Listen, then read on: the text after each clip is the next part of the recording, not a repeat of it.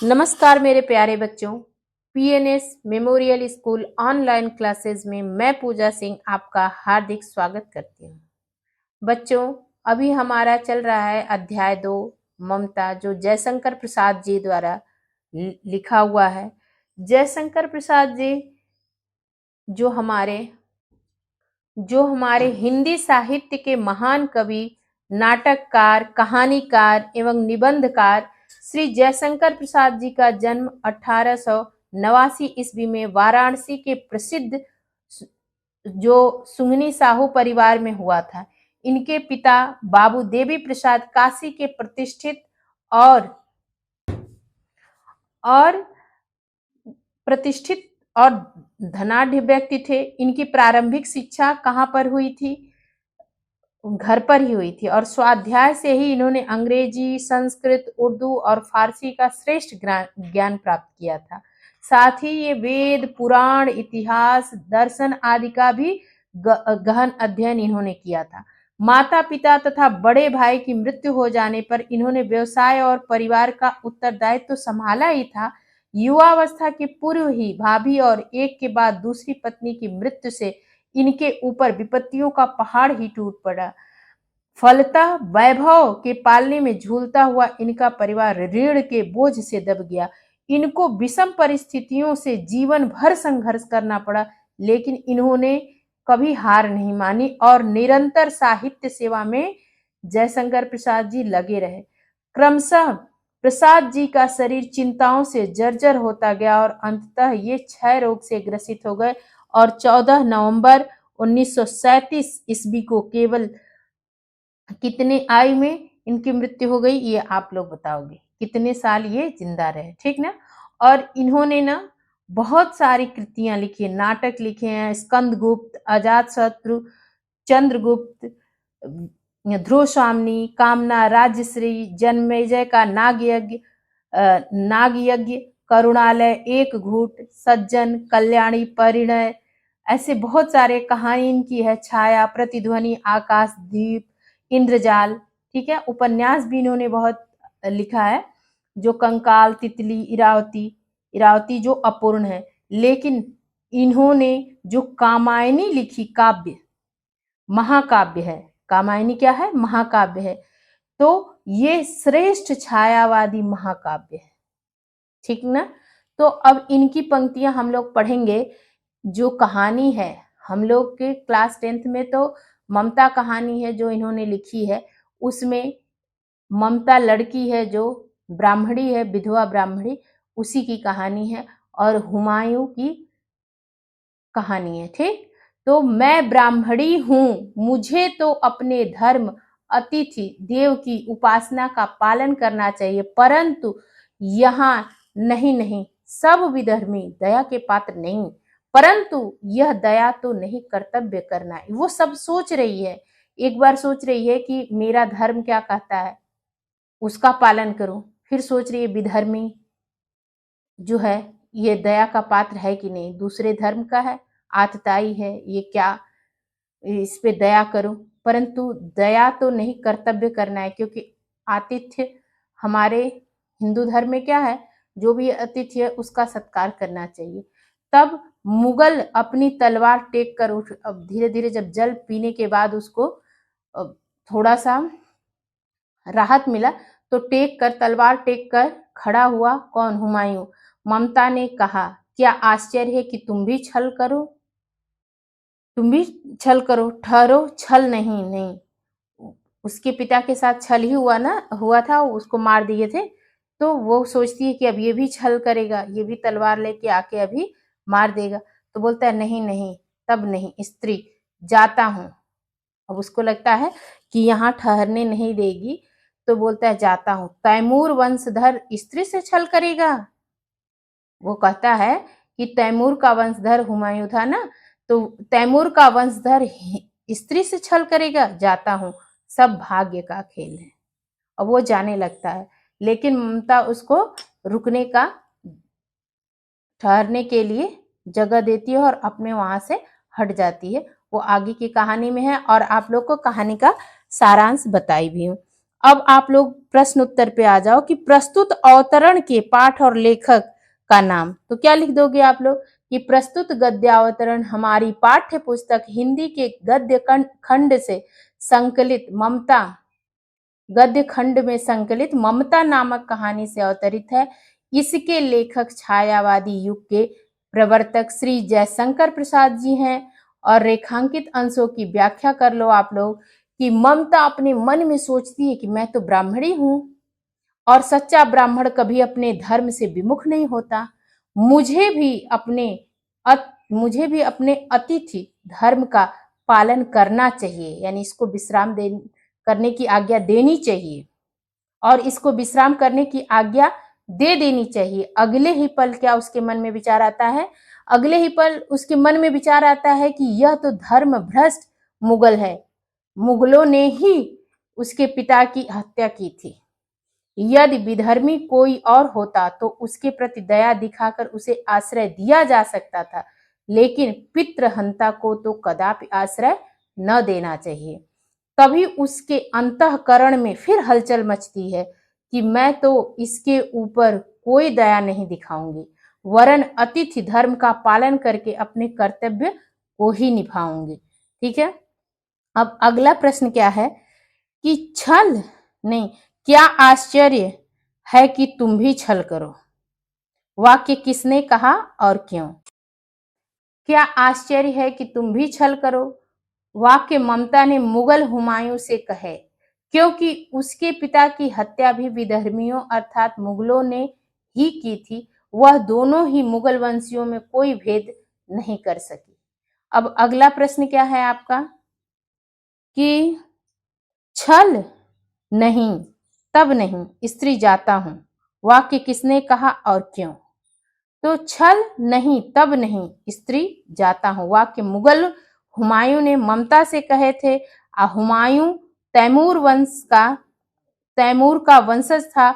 उसका मानना था कि तैमूर का वंशज कुछ भी कर सकता था, लेकिन किसी स्त्री के साथ धोखा कदापि नहीं कर सकता था।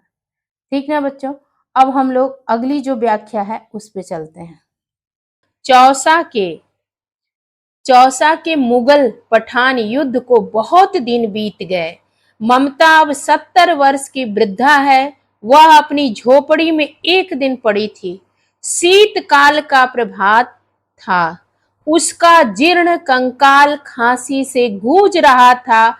ममता की सेवा के लिए गांव की 2-3 स्त्रियां उसे घेर कर बैठी थीं, क्योंकि वह आजीवन क्या कर रही थी? वह आजीवन सबके सुख दुख की सहभागिनी रही। कौन? ममता। जैसा उसका नाम था ना, स्वभाव भी ममता का वैसा ही था। आजीवन सबके जो उसके आसपास की थी उनके सुख दुख की सहभागिनी रही। अब इसमें आप लोग को इसकी व्याख्या समझनी है और प्रस्तुत अवतरण के पाठ और लेखक का नाम वो तो आप लोग को पता ही चल गया कि इसके ये गद्य अवतरण जो है हमारी हिंदी के गद्य खंड में संकलित ममता नामक कहानी से अवतरित है। और इसके लेखक आप लोग को पता ही है कि जयशंकर प्रसाद जी हैं, छायावादी युग के प्रवर्तक हैं। आप लोग याद अब तक तो हो ही गया है, 6ठे नंबर का है ये, पहले से 6ठे तक की ये ममता कहानी है, लेखक श्री जयशंकर प्रसाद हैं। तो इसमें तो नहीं, अब रेखांकित अंश की व्याख्या हम लोग कर लेते हैं। रेखांकित अंश की व्याख्या क्या है कि जो लेखक है कहता है कि शीतकाल के जो प्रातः काल था, ममता को खांसी थी। खांसी के कारण उसे श्वास लेने में कठिनाई महसूस हो रही थी। उसका गला जो सध रहा था, श्वास के साथ बलगम की आवाज स्पष्ट सुनाई दे रही थी। ममता अकेली थी, उसका किसी से इस संसार में खून का रिश्ता नहीं था और न तो उसका कोई रिश्तेदार ही था। जीवन के दुखपूर्ण इस अंतिम क्षणों में यदि कोई उसकी मदद करने वाला था तो केवल उस गांव की 2 या 3 औरतें जो उसके पास उसकी सेवा करने में संलग्न थी, उसे घेर कर बैठी हुई थी। ममता जो थी मानवता की साक्षात प्रतिमूर्ति थी। उसने श्री उसने भी निराश्रयों को आश्रय दिया था, सभी के सुख दुख में सहभागिनी रही। जो मुगल पठान था ना, कौन, हुमायूं और शेर शाह के बीच में जो चौसा युद्ध हुआ था, तो उसके वो जो था युद्ध, उसमें जब हुमायूं एकदम हार के आया था, तो कौन दिया था आश्रय? ममता दी थी। और जो जीर्ण कंकाल से मतलब क्या आशय है कि कंकालवत रह गए उसके शरीर। अब ममता को खांसी इतनी तेज आ रही थी कि वह कंकाल मात्र रह गए शरीर से गूंजती हुई बाहर आती प्रतीत हो रही थी। चलो, अब आप लोग को ये पता चल गया कि इसमें 70 साल की, तब क्या था, आप लोग जब पहला पढ़े तो तरुणाई, वो एकदम एकदम अभी शादी हुई नहीं थी, बाल विधवा थी वो, और आज 70 वर्ष की उम्र में, और अब इसके बाद उसकी मृत्यु भी हो जाएगी ममता की। ठीक है, तो चलते हैं, अब व्याख्या लिख लेते हैं हम लोग। व्याख्या क्या है कि संदर्भ तो आप लोग जान गए, ठीक है। अब चलो लिख लो रेखांकित अंश की व्याख्या। सब लोग हेडिंग डालो, रेखांकित अंश की व्याख्या लिखो। लेखक कहता है कि शीतकाल को प्रातः काल था, सुबह सुबह का समय था, जो आज भी आपका है। आज अष्टमी है नवरात्र की, आप लोग को अष्टमी की हार्दिक शुभकामनाएं। और जो भी इस चैनल पे नया है, please PNS memorial school 2006 channel को लाइक शेयर सब्सक्राइब करें और बेल आइकन जरूर प्रेस करिए कि आपको हिंदी की कोई भी समस्या रहेगी वो यहाँ पर इसका समाधान मिलेगा, इसलिए आप लोग बेल आइकन जरूर प्रेस करें। तो ममता को खांसी थी, खांसी के कारण उसे श्वास लेने में क्या हो रही थी, कठिनाई महसूस हो रही थी। उसका गला जो था, उसका गला सध रहा था, श्वास के साथ बलगम की आवाज स्पष्ट सुनाई दे रही थी। ममता अकेली थी, उसका किसी से इस संसार में खून का रिश्ता नहीं था और न तो उसका कोई रिश्तेदार था। जीवन के दुखपूर्ण इस अंतिम क्षणों में यदि कोई उसकी मदद करने वाला था तो केवल उस गांव की 2 या 3 औरतें जो उसके पास उसकी सेवा करने में संलग्न थी, उसे घेर कर बैठी हुई थी, क्योंकि ममता भी मानवता की साक्षात प्रतिमूर्ति थी। उसने भी निराश्रयों को आश्रय दिया था, सभी के सुख दुख में सहभागिनी रही। अब हमारा अगला प्रश्न क्या था कि मुगल पठान युद्ध से क्या तात्पर्य है, यह किसके बीच हुआ था? तो मुगल पठान जो युद्ध था वो शेर शाह सूरी और किसके बीच हुआ था? हुमायूं के बीच में, ठीक है। और क्या आप लोग को करना है कि मुगल पठान और किसके बीच हुआ था, तो जान गए। और जीर्ण कंकाल खांसी से गूंज रहा था, से क्या आशय है? जीर्ण कंकाल जो था, जीर्ण कंकाल से आशा है कि कंकालवत, वो मरने वाली थी ना 70 साल की बुढ़िया, कंकाल मतलब केवल हड्डियां हड्डियां रह गई थी शरीर से। ममता को खांसी इतनी तेजी से आ रही थी कि वह कंकाल मात्र रह गए शरीर में से गूंजती हुई बाहर आती प्रतीत हो रही थी।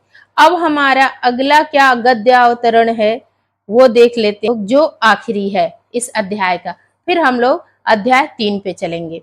क्या है कि अश्वारोही पास आया, ममता ने रुक रुक कर कहा, मैं नहीं जानती कि वह शहंशाह था या साधारण मुगल, पर एक दिन इसी झोपड़ी के नीचे वह रहा। कौन? हुमायूं। मैंने सुना था कि वह मेरा घर बनवाने की आज्ञा दे चुका है। मैं आजीवन अपनी झोपड़ी के खोदे जाने के डर से भयभीत रही। भगवान ने सुन लिया, मैं आज इसे छोड़े जाती हूँ। तुम इसका मकान बनवाओ या महल, मैं अपने चिर विश्राम गृह में जाती हूँ। और उसका देहांत हो जाता है ममता का। वहां पर इतना बड़ा मंदिर, भव्य मंदिर, अष्टकोण का मंदिर बनवाया जाता है, लेकिन कहीं भी ममता का नाम नहीं रहता। ये हैं हमारे मुगल, जिनके लिए वो अपना झोपड़ी दी, उसकी जान बचाई, वहां पर बना भी किसके कहने पे, अकबर के कहने पे।